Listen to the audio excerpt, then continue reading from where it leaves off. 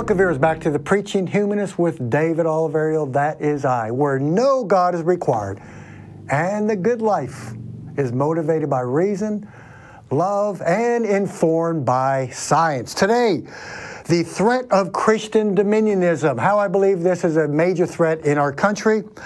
Where do many Christians get the idea that our government here in our country and our politics should be controlled by biblical law? Let's discuss this important topic on Christian Dominionism. Dominionism is a group of political ideologies that seek to institute a nation governed, key word, keep that in mind, governed by Christians based on biblical law. Scary stuff, yes. How do I know about this?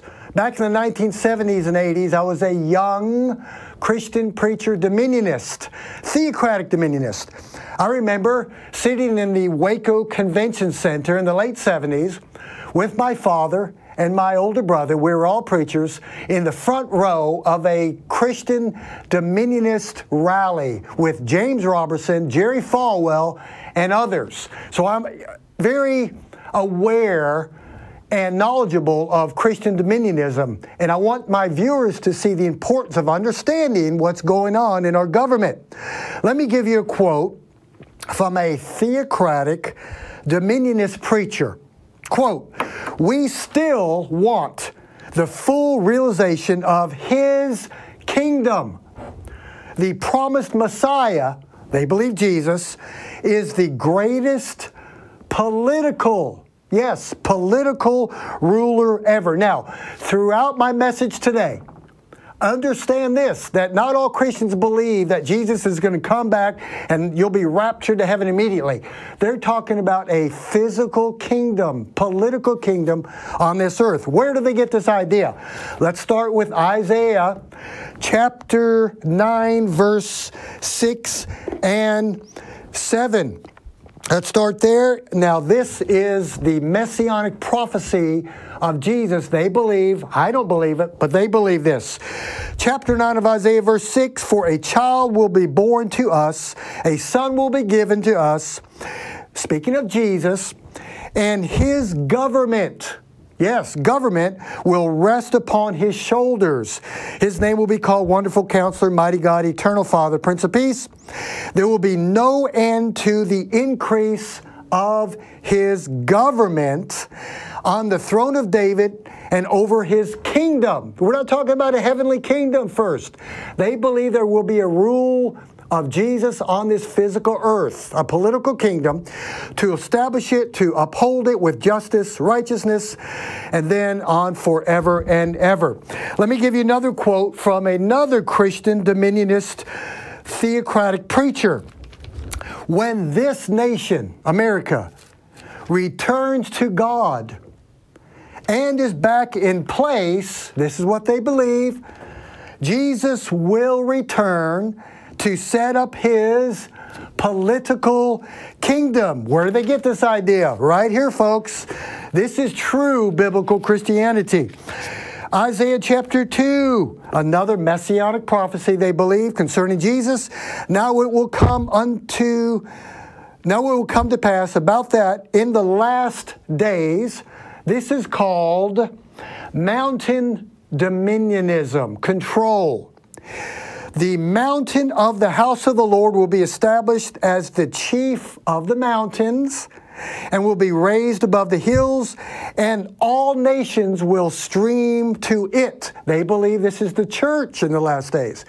Many people will come and say, "Come, let us go to the mountain of the Lord." The church, they believe, "to the house of God of Jacob." Why? "That He may teach us concerning His ways, and that we may walk in His paths.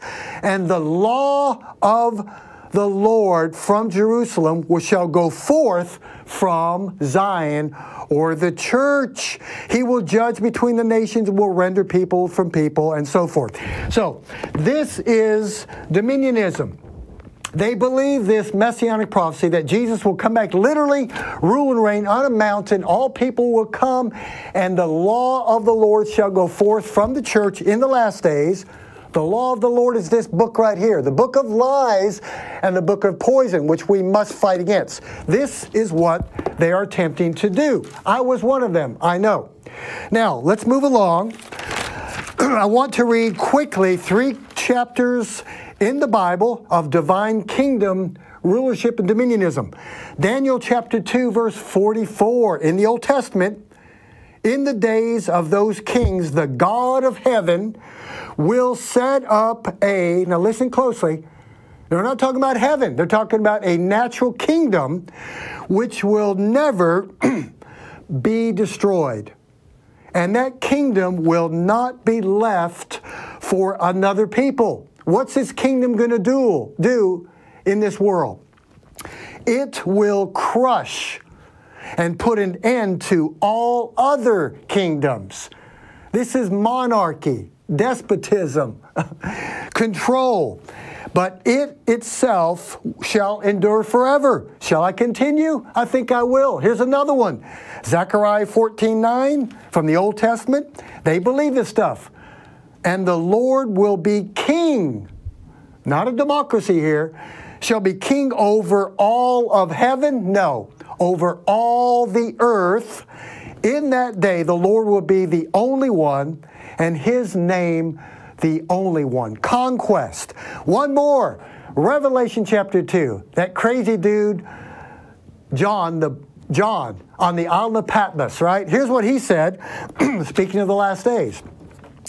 He who overcomes and keeps my deeds until the end, to him I will give authority over the nations. That implies when Christians say we shall rule and reign with Christ. They're not talking about heaven. They're talking about a political kingdom on this earth. That's why they're infiltrating our political system and our educational system. They want to control. So they believe Jesus will give them authority over the nations to rule and to reign over us who do not submit. And He, Jesus, will rule them, us who don't submit, with a rod of iron. This is control. Now listen closely to this. True biblical Christianity. I'm not talking about progressive liberal Christianity. That's a whole other topic. I'll discuss that some other time. True biblical Christianity, what the Bible really says, like I used to believe, is not a belief system of peace. Well, that's a mean thing to say, David. It's all about love and peace. Well, not true Christianity, not if you're taking the Bible literally. Jesus said, I didn't come to bring peace. I came to bring a sword. I came to divide. This is a belief system, true Christianity, of conquest and rulership. This is not this soft, nice little flowery Jesus stuff. This is true Christianity. How do we know that? Well, Jesus said that. It's about conquest. The whole mentality is a conquest mentality. What about in the Old Testament? Here's a good example. The conquest of Canaan. Joshua and Caleb, Moses can't go. You go across the River Jordan, and let's make peace with these other nations and religions and other political systems. Oh, hell no. Go across and kill and annihilate. Take control and conquest. Take sex slaves, kill every man, woman, and child. The Crusades, what was that about? Where did they get the ideas of conquest? It wasn't about peace and love. It was about taking political control, taking prisoners and slaves. Where did they get the idea? From the Bible, the Old Testament. What about the conquistadors when they came across the pond to the New World?